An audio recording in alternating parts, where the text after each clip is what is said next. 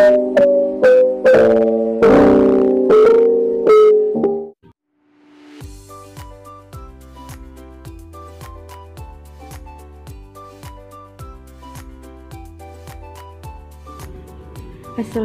warahmatullahi wabarakatuh. Perkenalkan, nama saya Ines Zahra Khairunisa dengan nomor stambuk F2019-01051. Saya dari kelas C2 Farmasi Universitas Mandala Waluya Kendari. Baiklah, di video kali ini saya akan menjelaskan tentang hubungan struktur dan aktivitas antibiotik, di mana golongan antibiotik yang akan saya jelaskan yaitu ada dua, antara golongan amfenikol dan golongan aminoglikosida. Pertama-tama saya akan menjelaskan apa itu antibiotik. Antibiotik adalah bahan kimiawi yang dihasilkan oleh organisme seperti bakteri dan jamur yang dapat mengganggu mikroorganisme lain. Baiklah, langsung saja ke penjelasan mengenai turunan amfenikol dan turunan aminoglikosida. Yang pertama yaitu turunan aminoglikosida. Aminoglikosida merupakan senyawa yang terdiri dari dua atau lebih gula amino yang berikatan secara glikosidik pada inti heksosa.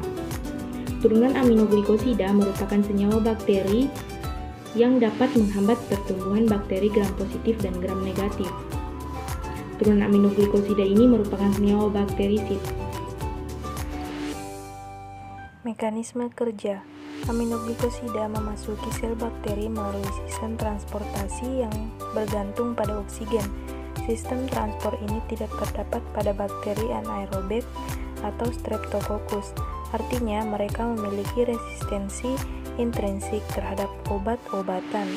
Namun, bakteri gram negatif aerob memiliki sistem transport ini. Ketika aminoglikosida memasuki sel bakteri yang rentan, mereka mengikat secara permanen. Ribosom bakteri menghambat sintesis protein.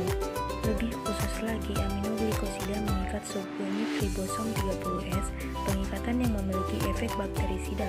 Pada unit 30S, aminoglikosida mengganggu terjemahan mRNA.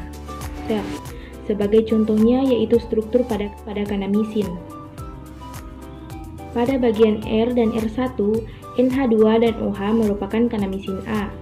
NH2 dan NH2 pada R dan R1 merupakan kanamisin B, serta R pada OH dan R1 NH2 merupakan kanamisin C.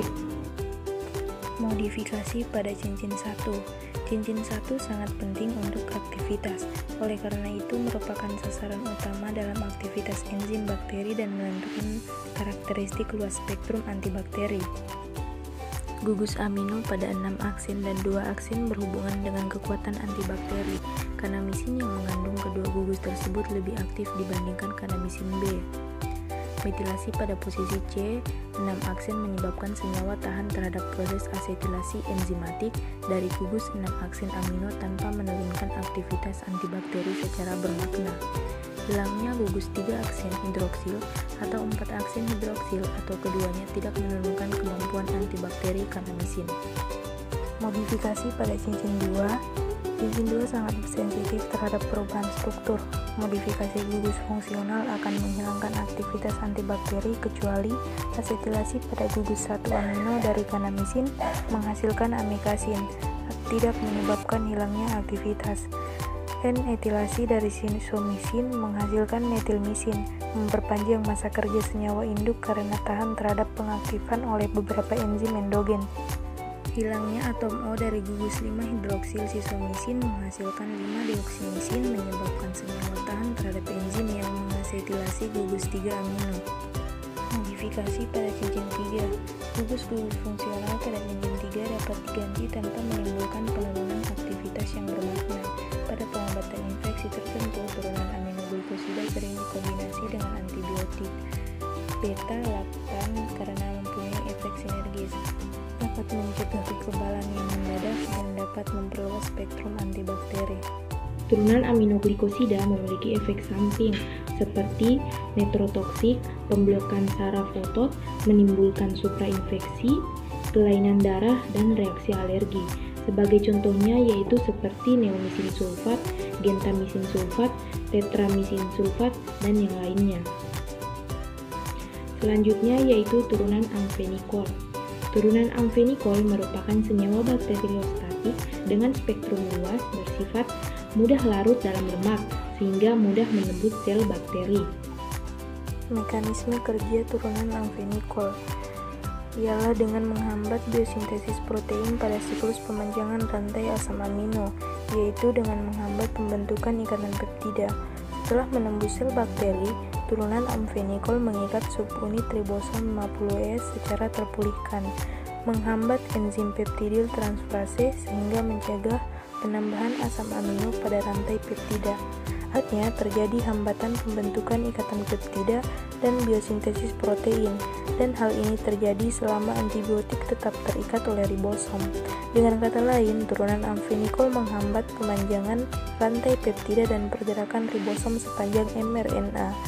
Penghambatan ini bersifat stereospesifik, hanya isomer D negatif trio yang aktif. Turunan amfenikol menghambat sintesis protein mitokondria mamalia karena ada persamaan antara ribosom 70S bakteri dan mamalia. Hubungan struktur dan aktivitas turunan amfenikol. Modifikasi pada cincin benzen, nitrobenzen dapat diganti dengan bifenil 4-brombifenil atau 4-metil-bifenil tanpa kehilangan aktivitas antibakteri secara bermakna. Penggantian gugus fenil dengan gugus aromatik atau alisiklik lain seperti sikloheksil, furil, naftil, profil, quinoil, dan tienil menghilangkan aktivitas hanya turunan nitrotienil yang aktif sebagai antibakteri, meskipun aktivitasnya lebih rendah dan dibanding chloramfenicol. Penggantian gugus nitro dengan gugus penarik elektrokuat seperti asetil teofenikol atau metil sulfonil atau tiamfenikol, senyawa tetap aktif sebagai antibakteri. Pemindahan gugus nitro ke posisi ortu atau meta menurunkan aktivitas antibakteri. Stereokimia pada turunan amfenikol membentuk 4 isomer, yaitu negatif treo, positif treo, negatif eritro, dan positif eritro. Dari keempat isomer ini, yang aktif sebagai antibakteri hanya isomer D negatif trio. Sebagai contoh pada turunan amfenikol yaitu chloramfenicol dan tiamfenicol. Baiklah, itu saja yang dapat saya sampaikan mengenai hubungan struktur dan aktivitas antibiotik pada golongan amfenikol dan aminoglikosida. Lebih dan kurangnya mohon dimaafkan. Wassalamualaikum warahmatullahi wabarakatuh.